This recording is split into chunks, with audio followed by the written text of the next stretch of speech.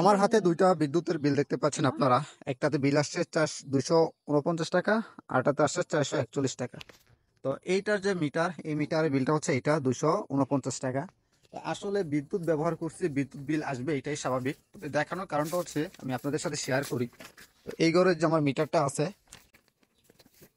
এই মিটারের আওতায় আমি সরাসরি দেখে আপনাদেরকে এই একটা লাইট, এই একটা জালি ফ্যান, এই দুইটা জিনিস চলতেছে। আর ফ্রিজটা কিন্তু চলে না। আমি দেখাই, ফ্রিজটা নষ্ট, এটা চলে না। মানে এই মিটারের আন্ডারে শুধু এই একটা লাইট, এই একটা ফ্যান, তাও পুরো 1 মাস চলে না। কারণ আমার বাড়িতে আমি আমার মা থাকি, আমরা মূলত ওই ঘরেতেই থাকি। আর এই ঘরে মেহমান আসলে হয়তো মাসে 5-6 দিন থাকা পরে। আর এটার সাথে যে রুমটা আছে সেই রুমে কিন্তু কেউ থাকে না, মানে বিদ্যুৎ সংযোগবিহীন। আর মূলত আমাদের ওই যে মিটারটা, ওই ঘরের যে মিটার, সেটার আন্ডারে ফ্রিজ, টিভি, মোটর এবং একাধিক লাইট ফ্যান আছে। তো ওইটার ক্ষেত্রে 400-500 টাকা বিল আসতেই পারে, স্বাভাবিক।